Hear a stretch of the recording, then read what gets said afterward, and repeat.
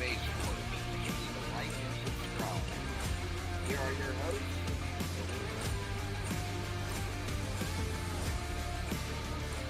I'm Jack. I'm Drew. And I'm Amon, and this is Around. The Bay. Sports. I'm your host, Amon Hanson. Jesse, unfortunately, will not be with us. And I mean, there's a lot to talk about. As we know, the deadline is over, and there's a lot of trades to talk about. But before of course, we have the debut of our new show, 20 and 0, where us three are going to work out the best team based on the sports that's been happening around the league, well, the nation, the league, the world, you know it. But before that, we got to do our usual beginners thing we now have been doing, sticking with the WNBA, and that is the Valkyries. You and I did went to one of the two games, but the good news is it wasn't easy. But the Valkyries got beat Toronto 2-0. So Drew, what are your thoughts on the games of the Valkyries? 20 I plus mean, I mean, those two games were pretty hard. Uh, Not gonna lie. I mean, they were hard. I mean, we saw it Sunday. We watched the game on Sunday. We thought, no, we don't have any. I mean, the Tuesday game was a lot different than Sunday game because some scored didn't play on Sunday, but just overall, I think the atmosphere was amazing. We saw the new court, that was sick, and then you know, glad they got the dub, which is the most important thing because as you guys heard the last podcast, we lost two in a row. So glad we won these last two games against a really Toronto team. It's a really good team. It could be in for the last spot for the playoffs. So it's Valhalla is a real place. I mean, I love Valhalla. I mean, I want to go at least one more before the season, before playoff starts. So it'll be dope to go for sure. Yeah, for sure. I mean, though the price we paid for these tickets was a bit but heck, I mean, you pay any price to go to these games. You'll be surprised of how much WNBA is growing. That Valhalla, as Drew mentioned, it's real, folks. If you're in the Bay and if you can catch a Valkyries game, you're gonna realize how packed the joy of the Bay Area fans seeing women's sports in the Bay. And it's just for us, this is our third game. As we know, they won. It was a little back and forth, but pulled away at the end. And then game two. So the team we face is an expansion team called the Toronto Tempo. Kind of like, has a good ring to it. Um, so they were pretty much not full strength. Most of their players, a player they trade for named Moreau, she wasn't available yet. She made her debut though on Friday, no, yesterday's game, Yeah. and that was a little more competition, full strength. I mean, they have their best player that dropped 60 one time, and she was like on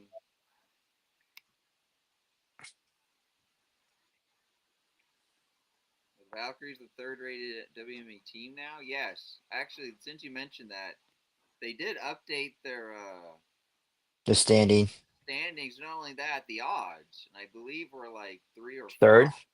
I think we're like third last time we checked. Third, the highest chance to try to win their first title That'll be dope if they win this year. WNBA. I mean, just imagine the parades. It'd be crazy. Anyway, but Yeah.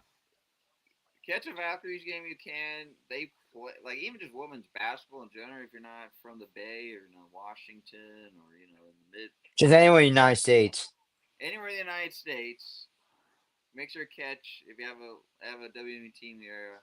Go ahead and watch it and just see just how they play, pretty much. But yeah, but sticking with WNBA and the sorts, as we know, the Summer Olympics is coming up, and the women's roster has been revealed. And of course, it's a hell of a roster. Drew, do you know more of this? So there's the rosters with Caitlin Clark, Pace Beckers, Angel Reese, Kelsey Plum. Jackie Young, Asia Wilson, Breonna Stewart, all the people who have been in Olympics in the past, plus all the new people with Paige and Caitlin Clark and Angel Reese. So it's pretty dope. You know, it's a good roster, but any team can have it can happen anytime. It can happen anytime in the Olympics. So, um, yeah, I mean, we might be stacked team, but like last time, I think France was play us tough last time. So, but any team can catch up to us. So Yeah. So anyway, I saw a good look at that roster. It's pretty stacked. it's pretty So stacked for sure. quick, just a quick talk about that. But now, keeping with the USA, and of course, Jack hasn't spoken yet. He will have his first talks on this. So apparently, we believe in one more time. As Casey, this is pretty old news, but we haven't got a chance to talk about it. The coach that got us to get mollywopped by Belgium in what was it round Round six 32, round round 16. Yep, 32 wait 16 or 32 16, 16, 16, 16. round of 16, and he saw what happened there, and we had our talks, we had our rants, and uh, one more time, I guess he is extending it through the next year, World Cup. World Cup in 2030 in South America. So Jack, take it away. What's your thoughts? Yeah, I think this is okay. I think this is a pretty good deal because the coach is extremely promising, and I mean just him signing a 4-year extension in the next World Cup. It's It's a pretty big deal because the only other USA coach that had that chance, and I was seeing him with that opportunity, that definitely means. Oh, okay. Yeah. I mean, yeah. I mean, I get it. I know it wasn't promising. The whole key is for the USA to at least get to the round 32. I mean, round 16, meet Spain and get beat up by them, and that's fine because we got to our mark, and that's what everyone was speculating. Can this coach get us at least that far? Unfortunately, as we know, one game shy, got beat up by Belgium, and I mean, I get it. There's the potential because I've seen there's like kind of like a hard knocks of USA men's soccer. There's from Burkhalter's reign, or at least when he was coaching, to this guy. And if you watch it, you'll know it's like this guy can lead our team at least in the direction. So I feel like he can still do that, and I feel like it is the best option just to keep him one more time, as we say. We believe in one more time. But I did hear there's kind of like it seems like this is it. Like if you can at least get us, I mean, it's gonna be first we gotta get in, we gotta get through the qualifying matches. It's not automatic now, so we have to find a way to get through our matches to qualify. So that's one step. But when we get there, when or if we get there, we at least hopefully try to get to the round of 16. That's the goal. So at least we know those moments. But as we know, things can change, at least for the soccer roster. Drew, what's your thoughts? I mean, obviously, he's he's a promising coach for sure. He is, you know, he cares about his players. He cares about the game. Like he like, it's a lot. As like you said, it's hard to get over the hump, but you know what? We're not there yet because we haven't qualified for the next World Cup, and I know we got some friendlies coming up. You guys didn't know there's some friendly games going up later this year. So we'll see about that, how he does in those friendly games, and I think he's a promising dude for sure. I mean, I'm just hoping he gets a little bit better next World Cup than we did this year. So, but he's a promising dude for sure. Yeah, best of luck. Jesse would have had his thoughts, but he's not with us today. So moving on. Now, as we know, well, it just came to mind another thing we'll talk about. Sticking with the NFL though. Let's talk about you guys' Niners real quick. In case Ah, you didn't know, the Electro came into the real world, took over the substation, and pretty much annihilate over 20% of the Niners roster. And we're not even at the first preseason game, folks. So I thought I'd do a little stick with the NFL. We know we got players getting paid and Hall of Famers, the Hall of Fame growing. But I just thought real quick, you guys are Niner folks. yep. What's your thoughts of what's happening with the Niners? Can they survive? I mean, yeah, I get it. It's preseason. We haven't even started preseason, so I get that part. But I don't know how you didn't listen to us when we told you to get rid of the substation, and you just refused to do it. We told you a million times to get rid of that stuff, and it's painful. But hopefully, uh, by the time we get to Australia, it'll be a little bit better than 20%. Hopefully, it goes down than 20%. So I mean, like limbs and legs, ribs, neurologically are getting ribs. Neurologically, people who are Niner fans, let us know. Let us know your thoughts of what's going on, Jack. I know it was out of the blue of me mentioning this, but what's your thoughts on your Niners right now? Can they survive? Yeah. Yeah, I think this is a major issue for this. Like most of the roster is getting injured. Like some of the key guys though, they're not getting hurt, which is good. But like ever since then, they've had to make like a couple of plannings to accept and whatnot. But all in all, this is not even. We haven't even played one game yet, and we're already in trouble for injuries. This is. I'm glad nothing's been too serious so far. But like so far through 5 practices, Mike Evans quad injury, Dejon dribbling hamstring injury, Pearsall knee injury, Kurt calf injury, James Green's rib injury, Keon Black abductor injury, Mikhail Kamara knee injury, Kevin White abductor injury, and Malik Mustafa hamstring. So hopefully it starts going down. I also heard for like 90 News that the Rams are going to arrive a day before the Australia game against the Niners, which I think is an interesting strategy, even though like sometimes people don't think it matters, even though some people it does. But the Niners are actually going to be there in Australia for an entire week, so they can like adapt to the weather. So it's going to be very interesting to see how it plays out. I mean, it's just like I'm just here on this news, and I'm like, I remember seeing like a post of literally where the substation is. It's literally like right. It's like practically a neighbor across the street. It's like right there, just warping, just buzzing its way over here. And I asked this to Jesse once. Like at this point, should the Niners just practice in their own stadium just to survive? I know that's not a thing. That's why you have a practice field. But the way that's been placed, it feels like at this point they either need to build a new one or just maybe get as far away as like go to the stadium. What do you think? Yeah, this thing's got to be reinvestigated. If you ask me. I mean, like, who was the bright idea? It's like, hey, we'll build a night. No, get the Levi's. Let me do a practice field here, and let's just throw in like a substation. Like it's almost like this person might have self sabotaged from the beginning. I don't know, like just adding some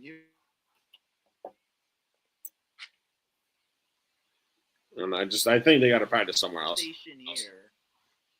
Let's do a substation here, practice field, and then there's the stadium about like 2 or 3 miles that way. So it's like, what the hell, you know? It's crazy. But I think they gotta get rid of the substation for sure, or get new practice field I with know there's no substation. probably like I've been down that stadium. It's literally almost in the middle of nowhere, but I guess there's like I know there's some like office places, hotels, and maybe that's where that's where all the electricity goes. Who knows? But sticking with it, as we know, players got paid.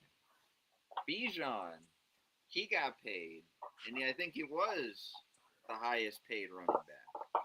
And then Gibbs. Recently before him, Jonathan Taylor, 2 years, 40 million. So it's just a little short-term extension. So we'll keep an eye on that.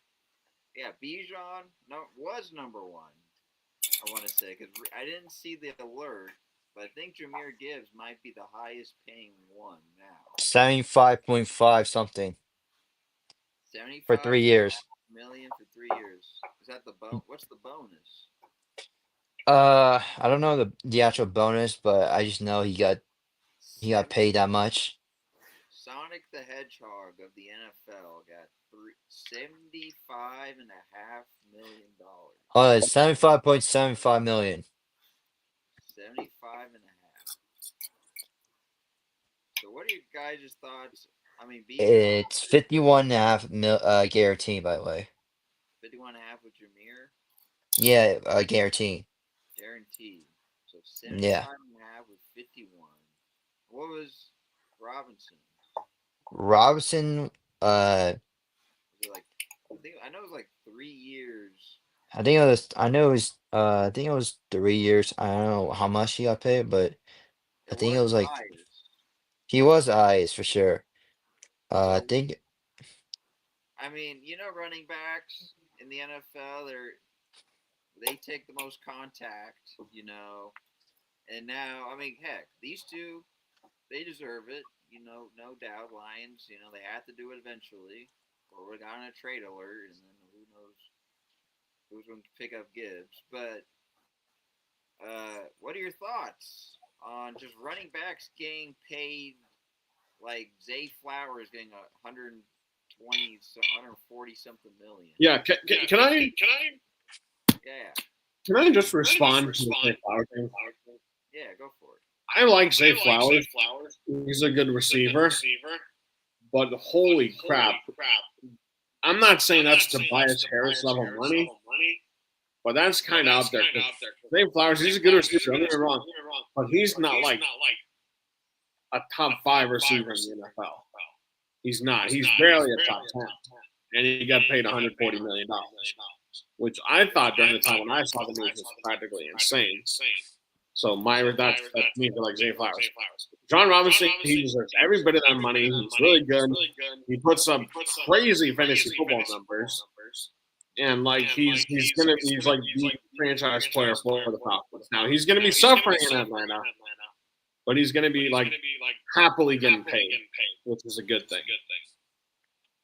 Now, for Jameer Gibbs, I think this is interesting because I mean he was holding out of practice. And once you heard the Bijan Robinson news, he's probably said, I feel I deserve more than he does. Now, if they put enough push comes to stuff, am I taking Jameer Gibbs over Bijan Robinson? No, I'm taking Bijan Robinson like all day long. I get Jameer Gibbs is fast, but like Bijan Robinson is fast and he's a lot stronger. But don't get me wrong, I'm not saying Jameer Gibbs is bad. I'm just saying Bijan Robinson is like probably the best running back in the NFL. As like an Iron fan, it's kind of tough to tell because of Christian McCaffrey.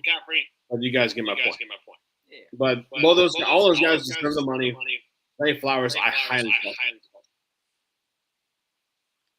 Yeah, I mean, I agree. I mean, Bijan's more this. I mean, he's more balanced. Jameer's more like being a speedster. To Bijan, more of a balance of strength and speed. And I feel like that's what you need a little bit more, a little balance. Or I mean, you got Derrick Henry too, So like, yeah, no, Jameer Gibbs. I mean, heck, Detroit. There's their future right there. They spent it. They're giving it to Gibbs, and he's going to enjoy until he retires, or maybe moves on. Who knows? But I mean, both deserve getting paid well. But yeah, if we're going a little Bijan versus Gibbs, people are watching. Let us know. I do feel like a little more on Bijan. I mean, sure.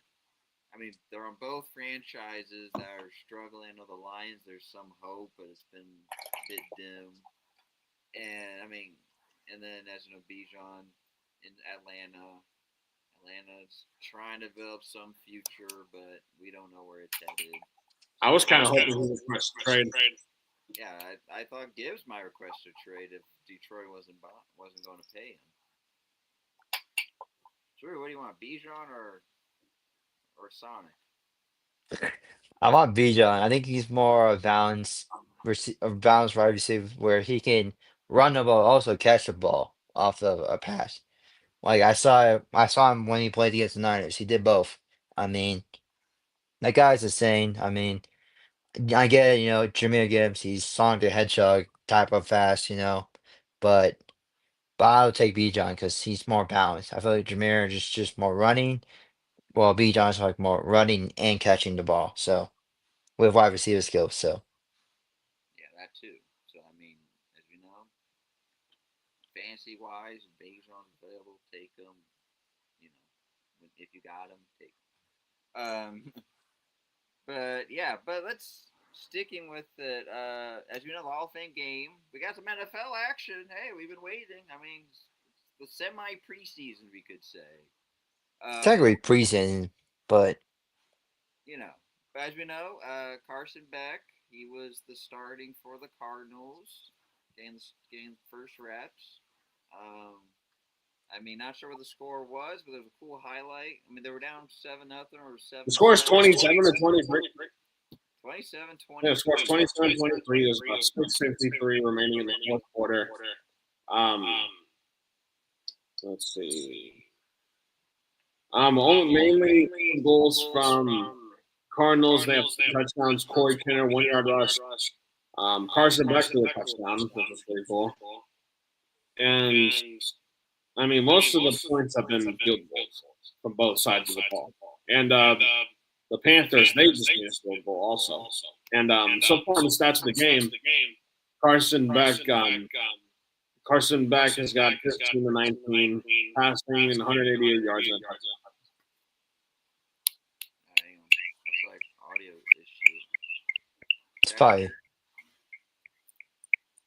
Can we hear us? I can hear you guys. Just one of you guys like echoing. Maybe Drew, maybe it's coming from you. But I'm not getting an echo when I.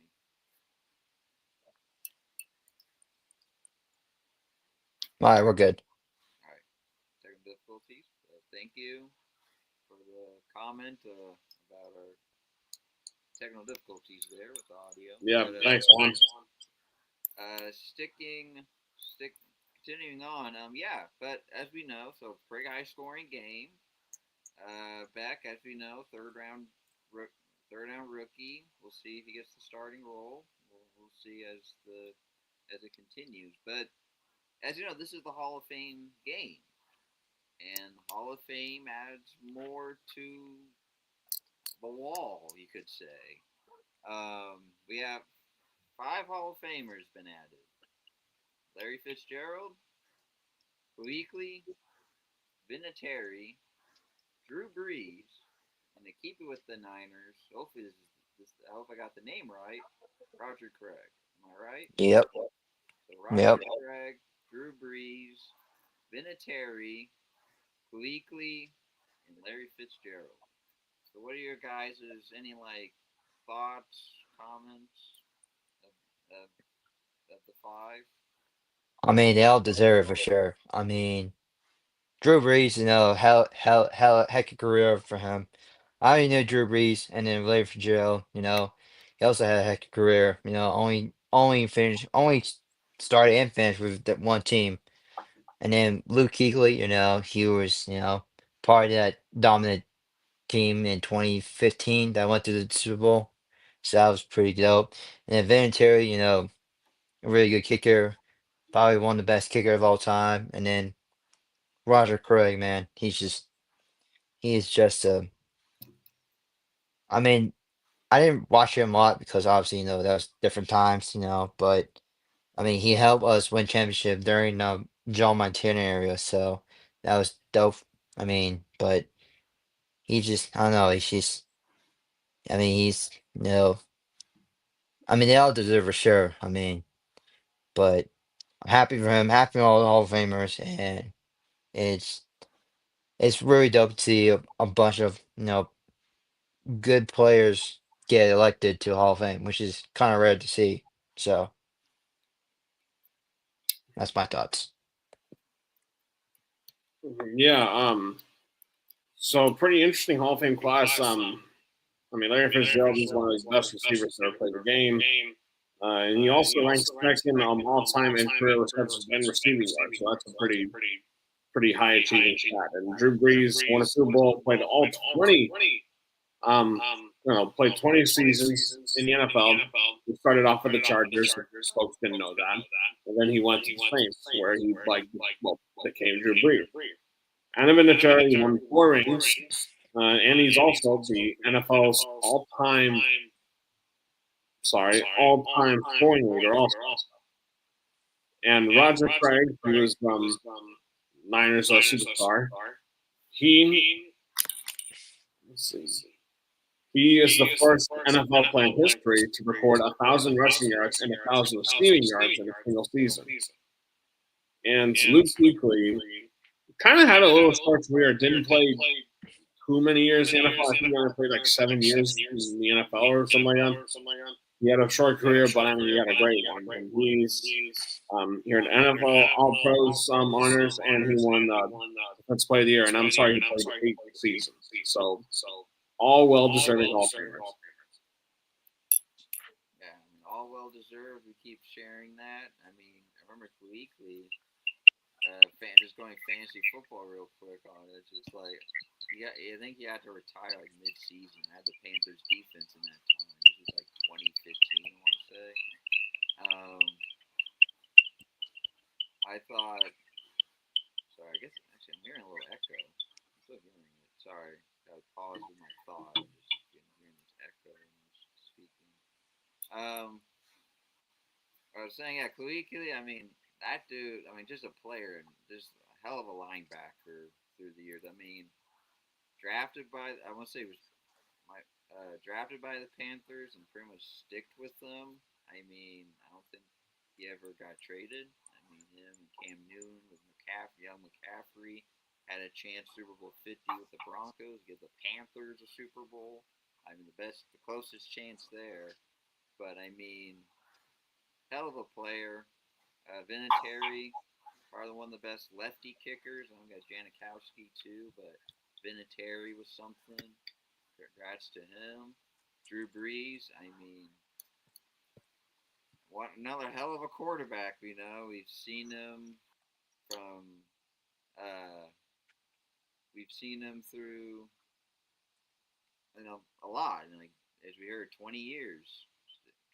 He was drafted by San Diego, then got traded to the Saints. But he stuck with the Saints, and they've, as you know, just going with like Super Bowl. He won one against was Peyton Manning, right?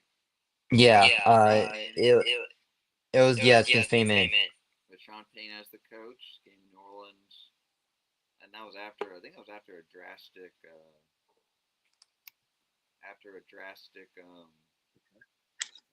some drastic thing I think happened before that. No, Larry Fitz. I mean, I remember him with the amazing catch against the Packers. That went to overtime. I mean, another hell of a player. Yeah, I mean, congrats to all. And then Roger Craig. I mean, don't know too much, but heck, you always need like a player that's been playing for a long time, and like as long as even these four to get in the Hall of Fame. I remember even seeing a video when he got Singer abducted. He was just jumping in joy with tears. So congrats to the 5. Plenty more through the years. So when we hit next season. But yeah, the NFL season is pretty much underway. Preseason, we got the Hall of Fame game, then we got preseason action. So keep on tabs to that. Now to the Bay Area. Bay Area salute.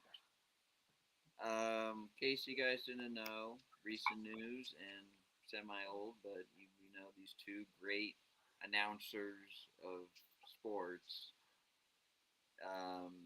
One has officially retired, which we'll talk shortly. The one that was voicing the Niners recently, but he was voicing the Raiders.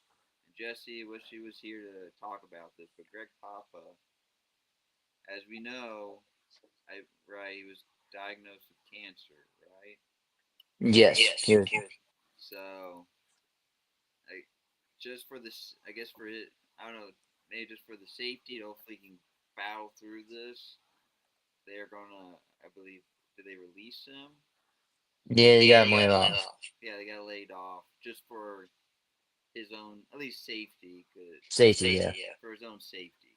But as so, just what are your just to stop there? Like Greg Papa, he was voicing the Raiders when they were in Oakland, and now been voicing the Niners for a few years. So a Bay Area legend, you could say. So what are your thoughts? Anyone could start. Jack, Drew, the floor is yours.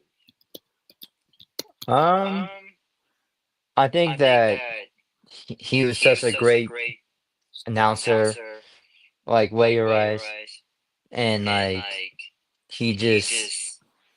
I just remember him saying, "Touchdown, San Francisco." So I think that was one of the best things I ever seen for him. Or even touchdown Raiders. You know. Yeah, it's pretty sad about Greg Papa because like I've heard him like commentating all like these years, and it's interesting. Hey, I'm on. Can you try like going out and going back in because like I think the echo's coming from your side. Okay, apologize, folks.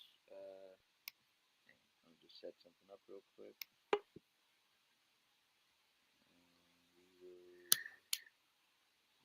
Let's see.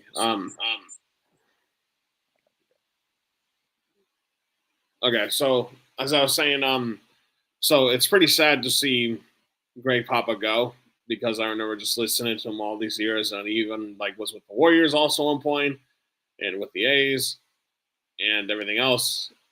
And I just remember like first I heard touchdown Raiders. That was like personal favorite one for many, many years. And then he joins then the Raiders leave, obviously, and then Greg Papa joins the San Francisco 49ers, and then he goes touchdown San Francisco. So he's going to be dearly missed. And even when like Brandon Ayuk would score touchdowns, they would go like Ayuk, Ayuk, Ayuk is on fire. And I just remember all those good times. It's going to be missed a lot. He's going to be someone else going to have to take up the mantle and pretty much step on and go from there. All right, sorry. Hopefully audio's good. Is audio good? Yeah, it sounds a lot better. Yeah, I can hear you. I can hear you. Apologize for that. I feel like I'm the host. If I left, I felt like I was going to end the stream midway, and we're rolling right now. So it looks like all is settled. But yeah, I mean, it's just Greg Papa. I mean, you say the name, you know the name, you know the stories. I mean, from a Raider to a Niner. I mean, it's just he's the voice of football, you could say. I mean, not John Madden, but you know what I mean. But yeah, now going to baseball real quick. Unfortunately, it's a bit of a sting, you could say, if you listen to the Giants or watch the Giants. Unfortunately, Kukoc, who was the one of the voices of the Giants, who've been doing this for a long time, he made an announcement that he will retire after this season of the Giants. And though I'm not a Giants fan for too long, but just enough though to know like, man, he knows baseball, and I didn't know he was a former player. So it's like I learned a little bit enough about him. Jack and Drew has a little more. You know, they've been Giants fans a lot longer than me, but so they might have a little more input in this. But for me though, it's just it like just hearing him enough. It stings to like you know. But I mean, he's been doing it for so long, so it's just yeah. It hurts, but thank you, Jack Drew. Take it away.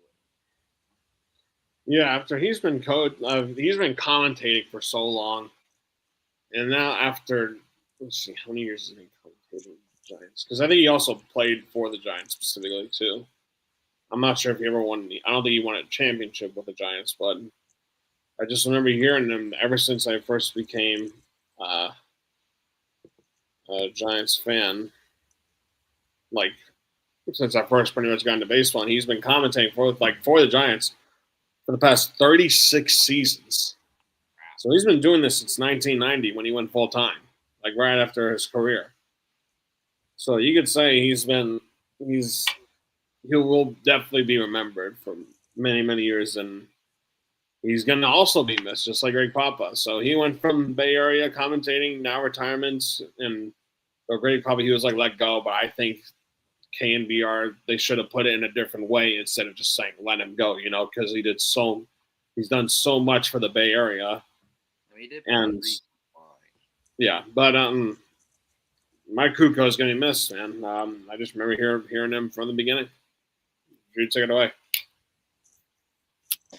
For me, I think that he was such a great announcer. I mean, I just remember him saying every time Dwayne Kuiper was is out here, he does his own spin of that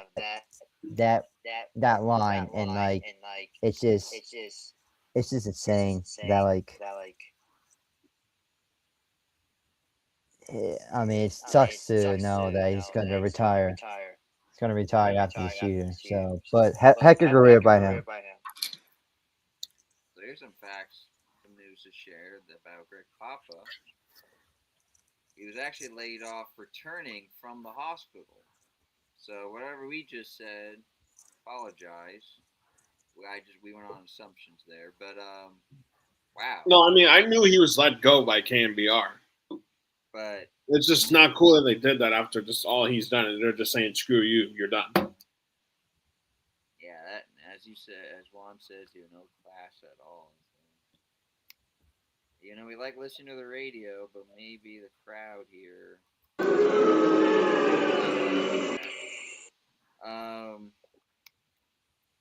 But yeah, moving on. But it's sad.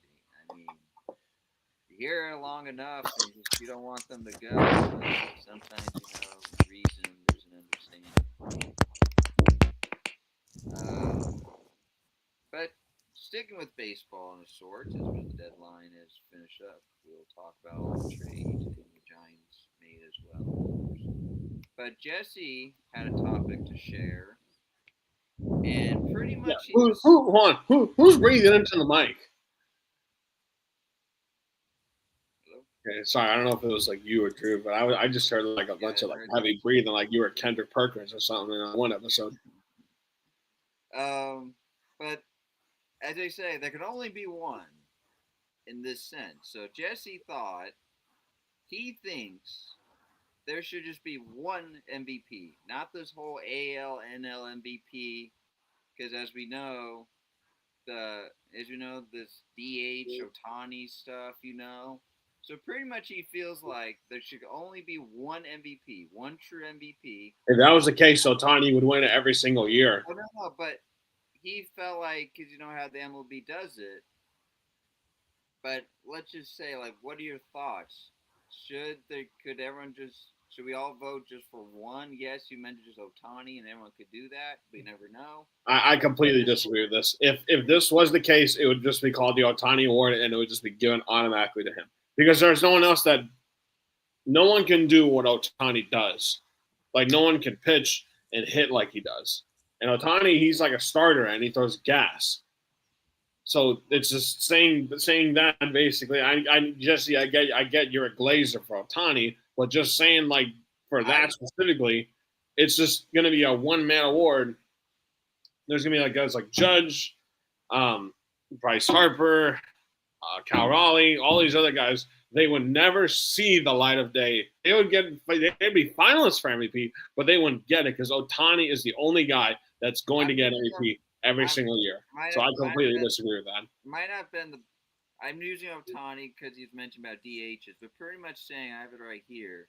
They say like every other major sport only recognizes one MVP. Plus, there's not really no difference anymore between AL and NL since they both do the universal DH and both are playing against each other. So in that Yeah, but Otani's going to get it every single year until he. If you want to say until Otani retires, I'll be like, okay, because it's just going to open Otani. If that was the case, Otani would have the most MVPs of anybody in any sport. He would be like a 10-time MVP, which is I don't think ever happened before in the history of sports. But Drew, what do you think? Like in that sort of sense, I'm using Otani as an example, but my bad one. But just think of it. Take out AL and NL since there's always this universal of just DHs. We've seen it so many times. So in that just sort of sense, do you agree on just just make it one, stop voting for two? Just based on the AL and NL, just stick with one.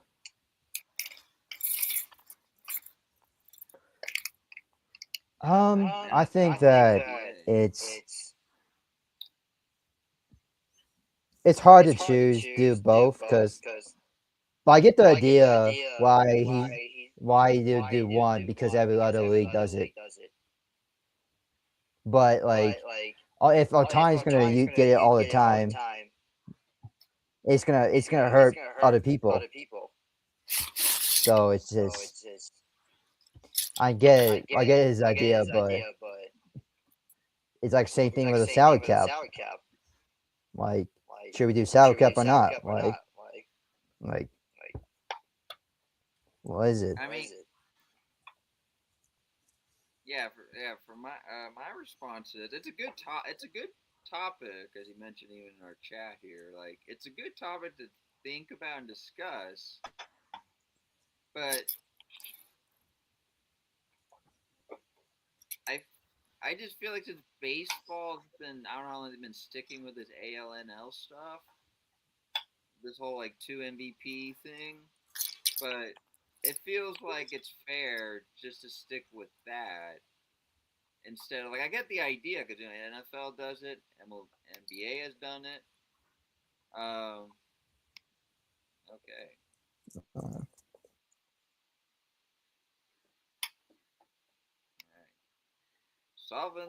We're just solving this echo thing has been bothering us. Yeah, I don't honestly. I have no clue what's going on.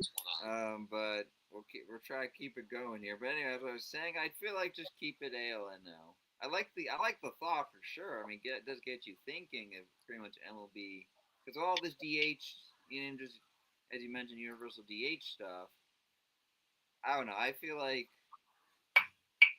keep it as it is. So Jesse, I know you're not with us, but maybe we'll have your thoughts maybe next week on your own topic. See what your thoughts are. But for now, in my honest opinion, in my honest opinion, just not having a one person MVP in baseball is it's probably it's what happened after like someone is probably gonna do like there's been like Babe Ruth. Now there's Otani. There's probably going to be people like that after, but not like this. If that was the case, like the most MVPs in baseball history is Barry Bonds, who has 7, and Otani has already got 4. And Otani, let's see, I'm sorry.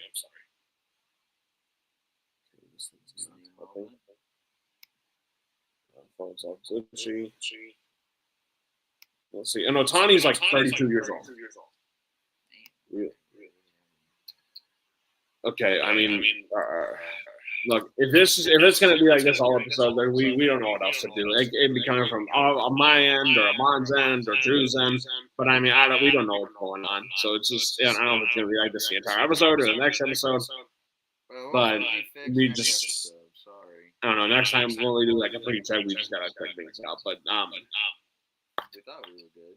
But anyways, what's the next topic? Well, glad you asked. As we know, Well, that deadline hasn't really begun, but the deadline is there and gone. As we know, a lot of trades happen. I mean, there's probably like 50 of them. But we're going to try to keep this as compact as possible. And I feel like the one way to start it, I'm wearing the gear, and that's the Giants. The Giants, they sell. And I know it's hard how it's been, but Giants did some trades, and 6 players are gone. We'll start with the least one, which is actually a lot of people are kind of fascinated on this receiving end. The Giants. I mean, it started with Tyler Mahale going to the Braves to kick it off. Drew is back. Hopefully, the audio bug can somehow leave us. Are we good? We'll hope so. Continue on. So anyway, the Giant. So got Tyler to kick it off. Tyler to the Braves for like a young reliever. Then we went for one that kind of hurts a bit. Robbie Ray. This one we should talk about. Robbie Ray is going to the Padres for 2 young relievers. One that's in the Dominican Republic League at 17 years old.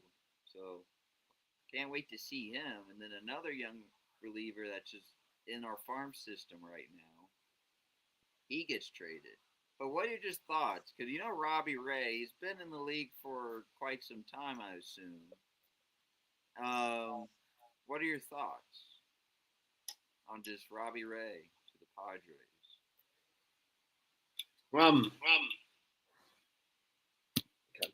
I think it was pretty much expected because he was on the trade rumors like that area for a while. And now that he finally gets traded to the Padres, which I'm kind of surprised he did it into. I've noticed a lot of teams are doing in-division trades. I don't know why that is. It happened in basketball. Now it's happening in baseball. So I really don't understand the strategy.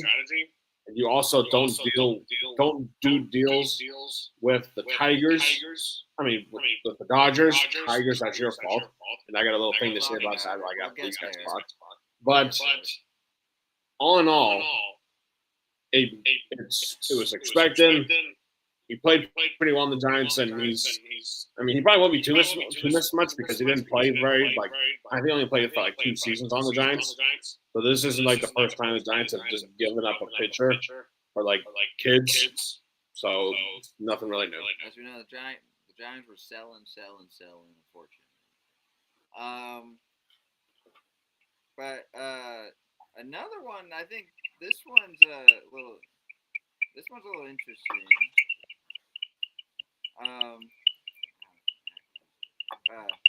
Apologize. This echo will never go away.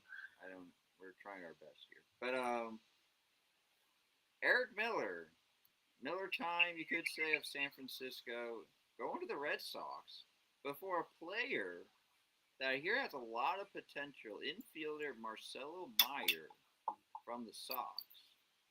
So what are your thoughts on just that trade? I'll mute, see if this helps.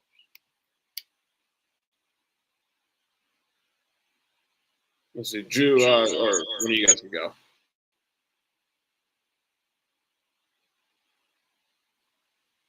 Drew? Okay, I guess I'll go. So let's see. Who went to the Red Sox? Remind me, who went to the Red Sox again? I'm sorry. Eric Miller and Carl and that player. Eric Miller.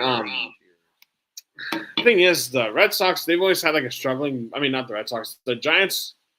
The reason why the Giants are terrible is because of their bullpen. Their bullpen is not consistent. That's why they got rid of Killian. That's why they got rid of Eric Miller. Do I really care for those two? Neither. Do I wish it was? What's the guy's name? I can't remember his name, but he would piss me off more than any other pitcher. What's the guy's name again? The pitcher on the Giants. Every time, like, he come up the pitch, and be like, oh, here we go. Spencer something. But we know. Continue on, though. Yeah, Jack can continue. Jack? I'm sorry? I think you can continue on. Okay. Doesn't really do a whole lot for the Giants. I mean, Eric Miller wasn't really that good. So, I mean, it doesn't really do any favors for the Giants. They're just getting rid of guys, like, sure, to try to get young prospects, to try to get better for the future, which I think what they're trying to do, still with the young coach. Now, if they get rid of the young coach and have this, then, I mean, they better have a good future, because especially with this Jackson 4 kid that they drafted, I'm just hoping for a better future for the Giants. I just hear a lot of good insight about this guy. So I'm not sure what's the approach. If we're going to see him maybe make his debut some point of these home games or any game. But yeah. Now going a little higher here. Ramos going to the Yankees. I mean, I feel like that hurt a bit, like the Yankees. But in return, though, we get a Kent. As we know, there was a Hall of Famer for the Giants that played for the Giants, got in the Hall of Fame. This is his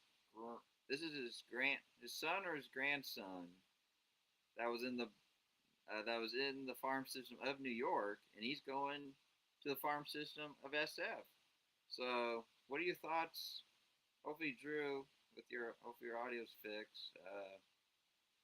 Ramos to the Yankees. What are your thoughts on that?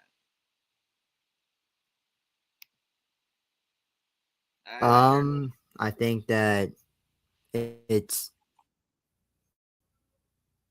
I think it's just important that we thought he was going to be one of the person that's going to get, traded, and never thought he was going to go to the Yankees. That's the team that never thought, but hopefully, he has a good start in New York as a Yankee. So hopefully the Yankee fan loves him, but might love him or hate him. But he did what he did with us with the Giants. So appreciate him. Man. What are your thoughts as well of Robbie Ray?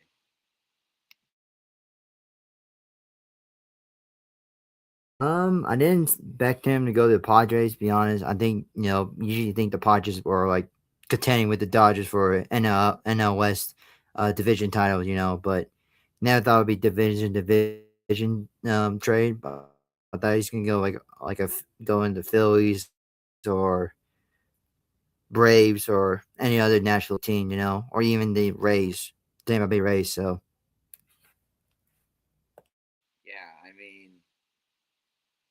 I thought like there was this rumor. I thought he was going to go to Tampa Bay too. And now there's one that's really going to hurt, and I love him in the Giants uniform. And it was a shocker one. This was a shocker one. Luis Ariz going to the Flying Phillies. As we know, Giants this season did beat them up, but I thought this was probably the shocker one for the Giants. Getting trading Luis Ariz. So what are your guys' thoughts? So me personally, I think this is an interesting trade for the Giants, but for the Phillies perspective, I think it's great because it gives the Phillies another infielder, and it puts Bryce Harper. It probably puts him back in the outfield. So this will be interesting to see how this plays out, and it also gives the Phillies a really good hitter because Luis Arias, he bats, I believe, over 300, so that's extremely promising. And the Phillies needed a trade like this to solidify their team. Now, I don't think they're an immediate threat to the Dodgers, but it could put them on track to being a threat to the Dodgers.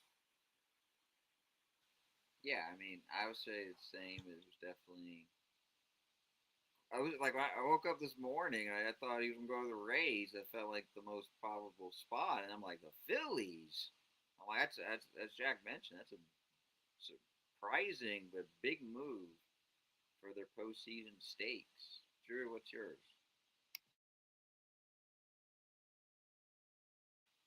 Drew, what's yours on Luis? I thought that he was going to the Rays with the Packers deal with Robbie Ray. I thought he was going to be the Rays for sure, but I didn't expect him to go to the Phillies. But the Phillies they need a player like him. Usually Bryce Harper is usually the type of guy who does well but does bad in the postseason when it matters. But they're not I would say they could be a threat to the Dodgers, but not actual threats unless somehow they beat them in the playoffs, which it could happen. But good for a release to be on a much more contending team now than if he stayed with the Giants for the rest of this year. So thought I thought it was a good trade for him. Well, continuing with other trades, I felt like was quite like, oh, okay, that's a little shocking. The White Sox, as you know, they're battling, trying to get some postseason in Chicago. And they made a big move here, calling up the Mariners to get Luis Castillo, the veteran. And if you know the name, you know the way he pitches the ball and how he could be a very big helper if you need him. So, what are your guys' thoughts on Castillo to the Chicago White Sox?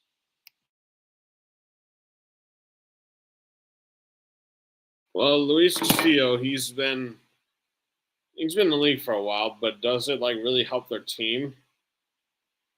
I don't believe so. I haven't really been paying attention to how the Mariners have been this year. And excuse me. Let's see. I mean, he's 33 years old, so he's like on track to starting to get up there. But so far, I mean, with his record, excuse me a moment. So far, he doesn't really have the best like stats for baseball. I mean, he's got a 3-9 record. He's got a 5.06 ERA. He's got 86 Ks, which is tied 97th in the league, so not really good. So all in all, does this really do anything for them? I mean, the thing's like a veteran presence, but does it like help out the White Sox in any shape or form or anything like that? I would say no, just because of like how he's been playing. Like for example, when let's see, his last pitching performance, I believe, was the 28th, according to the stats here. And let's see, excuse me a moment, or is it against Boston? But anyways, he doesn't have really a good stat record, so I wouldn't really rely on him being a solid, at least a decent pitcher, because I mean he was good at first, but not anymore. Drew, I know you know the name well, so is this a big move for the White Sox, or just felt like what's your thoughts? Mm, to be honest, I think that shockingly that the White Sox are first place in that division, which is kind of shocking to me. But do I think it's going to give them over the hump, like just get into the playoffs, get into the wild card, or even divisional rounds? Do I think they can get over the hump? Probably not. Not this year. Maybe a few years from now. But like I said, Castillo is a good pitcher, but is he? Is his pitch going to be making a threat? In the American leagues. Do you think that? You think I don't think I think it's going to be a big thing, a big impact on American League. So that's my thoughts. Well, I mean, there's so many trades to talk about. I mean, we got like Joe Odell, the Guardians. I mean, the Angels, they were selling as well. They were going crazy. But Mike Trout just going to stay there until he retires at this point. But what are out of all the deadlines, if you kept tabs on it, what was probably the well, I know we got the one winner, but what are just at least some players you didn't know that was going to get traded? I know we got that one. We'll talk. We'll have our separate conversation on it. But just any other teams. I would say Adley Rutschman to the Boston Red Sox, even though the Boston Red Sox was on a 16-game winning streak until they swept the Dodgers. And, they could be first in the NL East to beat both the Yankees and the Rays to be on top. So they expect that an in the division, type of trade. So I'll say that for sure.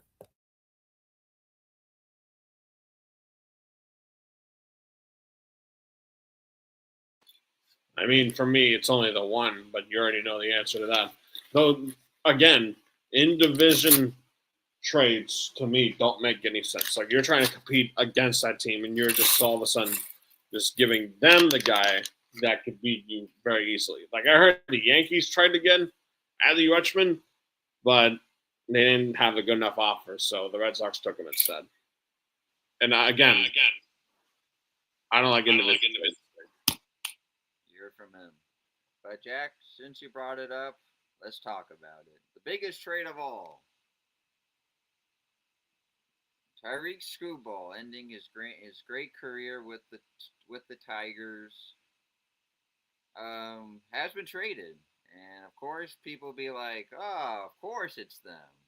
Yes, as you know, it is the LA Dodgers, and there's a lot of inputs and ways to think on it, and then we might get some ranting. So you guys take it away on your thoughts, Screwball to the Dodgers. And second thought, they have been still losing, folks. Just saying. And you know about the Red Sox and other teams, so I know they think it's a lockout. But as we know, I'm just saying the lockout was going to happen anyway. I mean, there was already yip yapping when this whole idea of a cap space, as we've been mentioning, Drew was mentioning. So I mean, people might take it. Oh, it's going to be a lockout. They're going to do the three-peat, which hasn't been done for in a while or never in the story of baseball. But you guys take it away. That's my thoughts.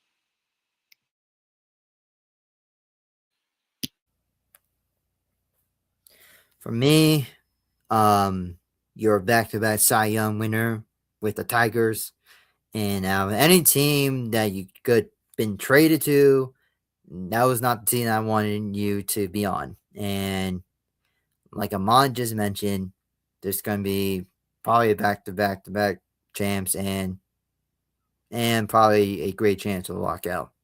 And the fact that you decided to join the Dodgers is kind of ruining baseball, and the CBA and the whole play association needs to come up with a plan before if there's a lockout. So we need, yeah. So that is my thoughts, and hopefully the Dodgers will lose in the postseason. Which could happen. Just saying. I'm on. You can go ahead. I'm gonna go last because I got a lot to say about this. Well, I was before you begin. I'm just saying there's some teams right now. The Red Sox, heck, the Brewers. I mean, there's teams that might. I like heck. As me as a Brewers fan, I mean, yes, was there actually? I'm gonna tell you actually, this happened. We actually the Brewers did put an offer that was way better, but people do speculate when the Tigers did this trade, people have had thought of maybe this person do want the lockout just to let it happen. So there's that speculation. But let you know, the Brewers did put in an offer, and as you know, I've not been a Brewers fan long enough, a while, but don't have like all the inputs of all these players. But it was a good offer. But the Tigers, I guess, in a way, were thinking on a different approach. So they just went for the Dodgers offer, and so I just let you know. When people see this, of course, I mean, heck, everyone thought of it. Dodgers going to win it all. But you never know. We got the Red Sox. We got my Brewers. Heck, we got the Phillies. You never know. some team could save us, you could say, or at least finally something new. A new team who hasn't won in a while has done it, like the Brewers, who has never won. So Jacko, go ahead. Okay, so we're going to learn a bit of history here. So the commissioner has the power to force trades to be voided. That has not been done since June 18th, 1976, when, during the time the MLB commissioner Bowie Kuhn vetoed attempts trades by the Oakland A's owner during the time, Charlie Finley, to sell star players Raleigh Fingers, Joe Rudi, and Vida Blue for cash just before the trade deadline. Okay? It was on June 18th, 3 days after the transactions were made, June 3rd, 15th. So let's see. So basically, the Oakland A's owner, Charlie Finley, tried to sell Joe Rudi and Raleigh Fingers to the Boston Red Sox for $1 million each, and Vida Blue to the Yankees for $1.5 million in cash to cash in on players before free agency.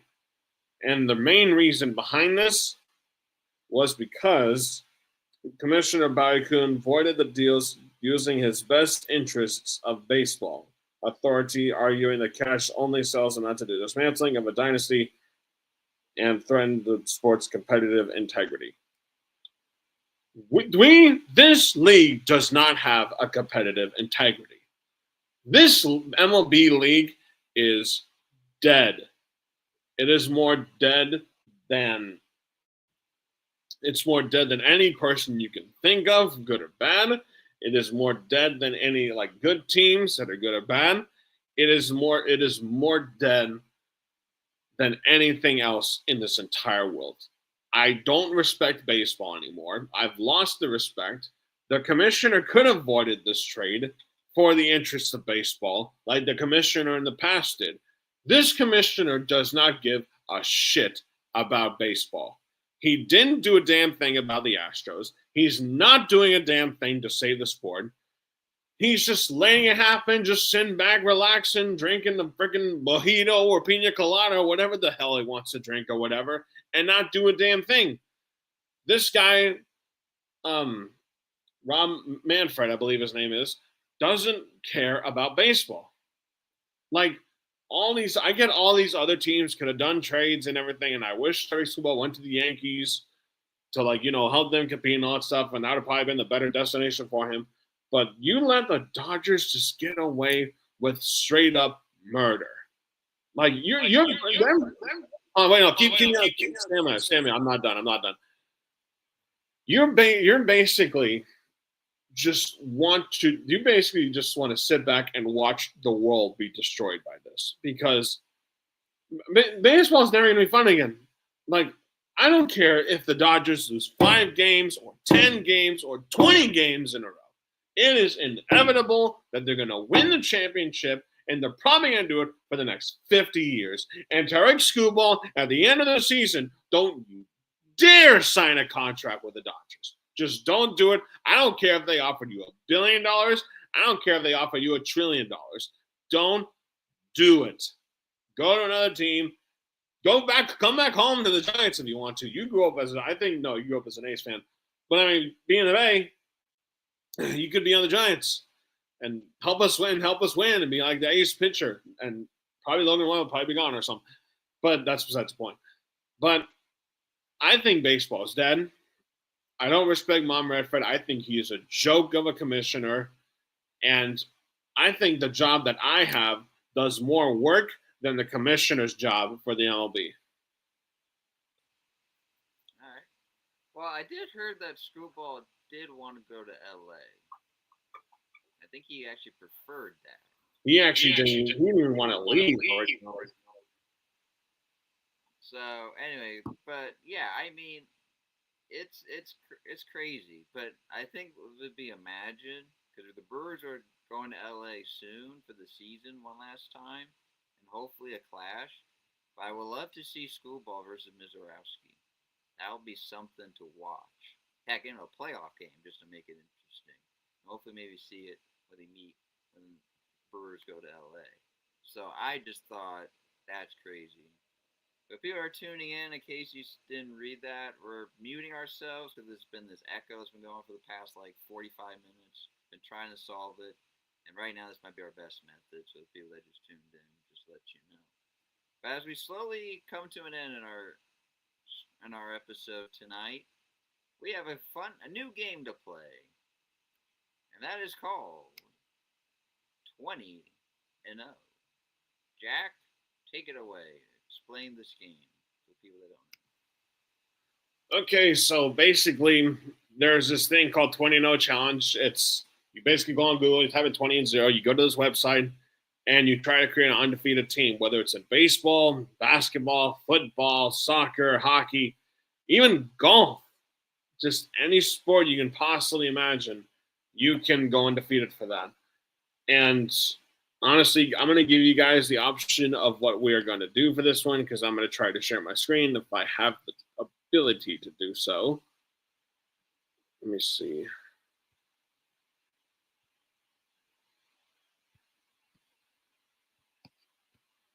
Let's see. Sorry. Okay, so this is what 20-0 is. So you can do classic, try to create the best team possible. We're going to do it 3 times, one for Drew, one for Amon, and one for me. I'll basically break it down to you. It's really easy to understand. Gentlemen, which sport would you like to do?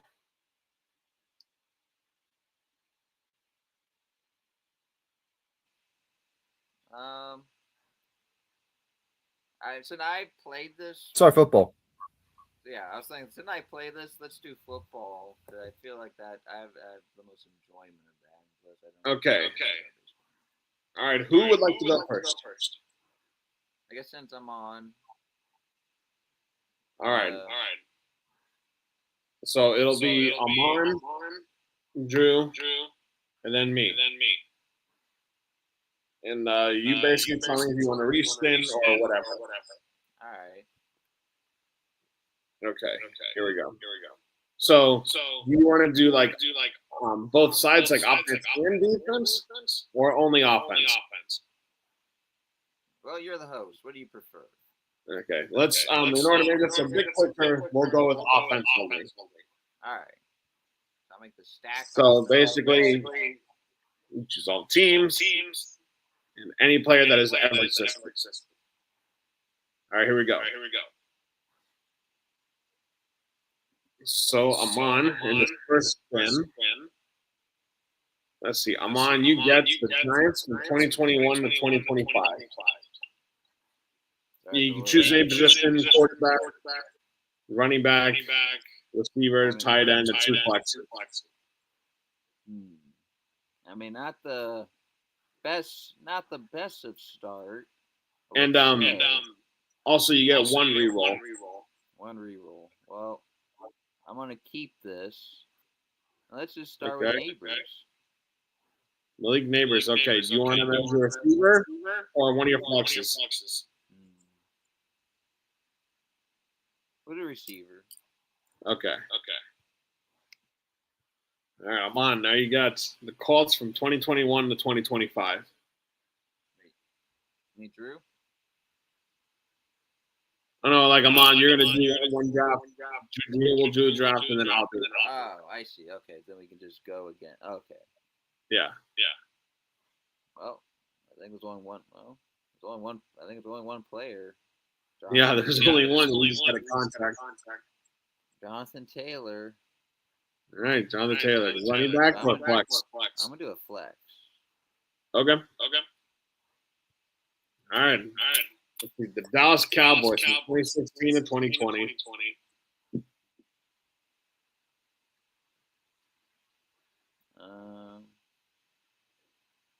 Oh yeah, Mari Cooper was pretty good back then. Gallup was good. Forgot about Cooper. Let's see. Just to make this quick.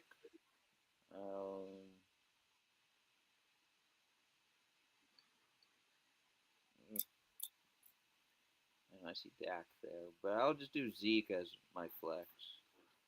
Okay. Are you sure you don't want to play in the running back? I want to keep holding it there. Okay. We got quarterback, running back, and tight end left. All right. All right. Oh, the Browns. Oh, I wouldn't go quarterback here. definitely not. Do I want to use my spin here? Let's see. You want to use a respin? Just say the word. I'll do the respin. You sure you don't want Gary Barnard? That's how tight end numbers. True, but I'll take the risk. Okay, so respin. Yeah, respin. All right. The Dallas Cowboys, 1989 and 1998. Now I'm to Emmett Smith. Yeah, that's a great pick. See, it's all about patience, folks. Yeah. Wait a little longer. All right. 2006, 2010. Drew Brees, quarterback. You actually might go perfect here. Now my good perfect here, folks. My tight end shall be. Let's see. That's not too bad. I'll just take Jordan Reed. All right, let's see what you got. 19 and 1. What? Wow. And let's see. Malik was the weak link on this team. Who? Malik Neighbors. Yeah, it says right here. Yeah, it's a little blurb. I see. Okay. Yeah, that was a good draft. Oh, All right. So man, I'm trying to do a photo, but remember those players. Let me write these players. Yeah, I'll take a picture. I'll save it. Yeah, just take a picture. So there's my team. What do you guys think? Did I draft it well? Let me know. But Drew, all right. Drew, you're up. Let me know when you're ready. I'm ready. All right, here we go. First spin. So you got the Giants from 2006 to 2010. You want to do a respin or see who the best player on here is? I'll take Eli Manning. Oh, wait. Yeah, Eli Manning. You want him as your starting QB? Yeah. Is that your final answer? See how it goes. Yeah, final answer. Okay, and you don't have to do it like specific, you can do any order you want. You can do like a running back first or whatever you want first. Yeah, I'm just doing it based on option. Okay, all right. Quarterback's Eli Manning. Let's see who you got. Let's see, Cincinnati from 2011 to. Let's see. Oh, I'll use AJ Green for flex. All right, that's a good pick. It's probably the best player on that entire year. Houston, 2006 to 2010. Oof. Adrian Foss is a good player. Andre Davis. Oh, Andre Johnson. Oh, man, this is tough.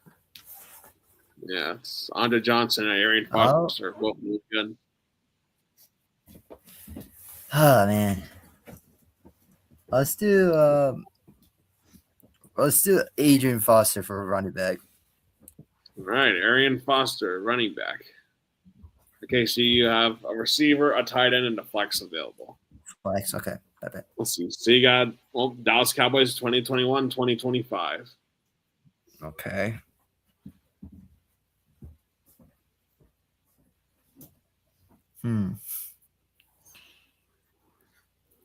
Hold on. Let's see. Let's see about the tight end. Okay, I'm not doing tight end. Okay. I'll probably I get one reroll, right? Yeah, you got a reroll. Okay. No, I'll probably do CD as a flex. Okay, so you got receiver and tight end left. Yep. Let's see. So Browns 1976 to 1983. This is a very, very interesting one. That's interesting. Okay. I'm gonna do reroll. You don't want Ozzie Newsome?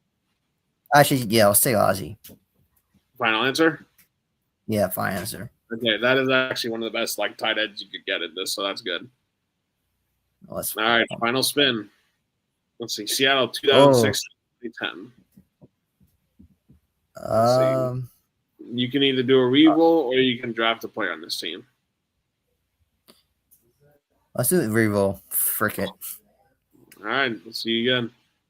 All right. Page. Oh, wow. 2006 to 2010. That means you get the one and only. Give me Randy Moss, man. This actually might work.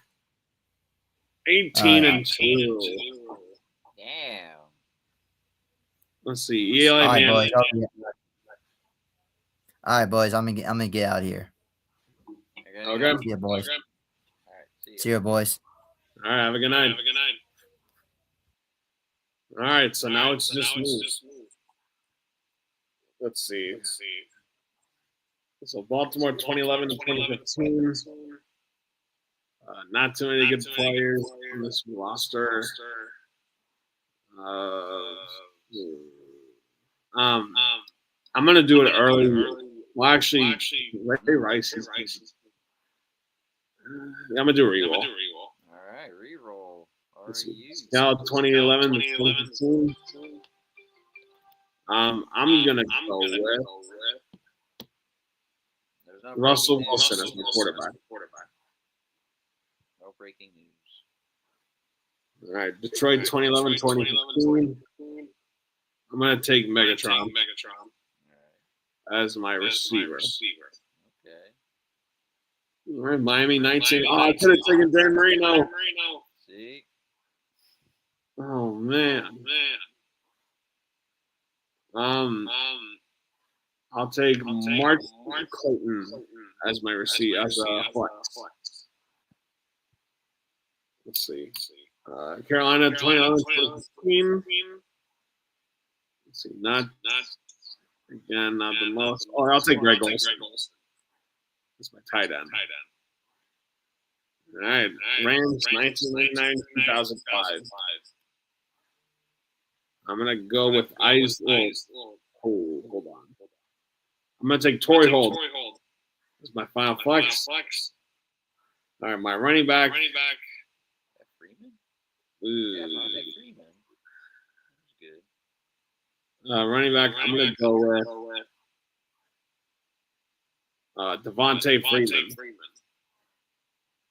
17 and 3. So that means that Amon wins this one. 19 and 1 record. All right. Let's see. I'll bring it back here. But that was something probably do a next episode. Hopefully we get this community thing. And Mon send us off.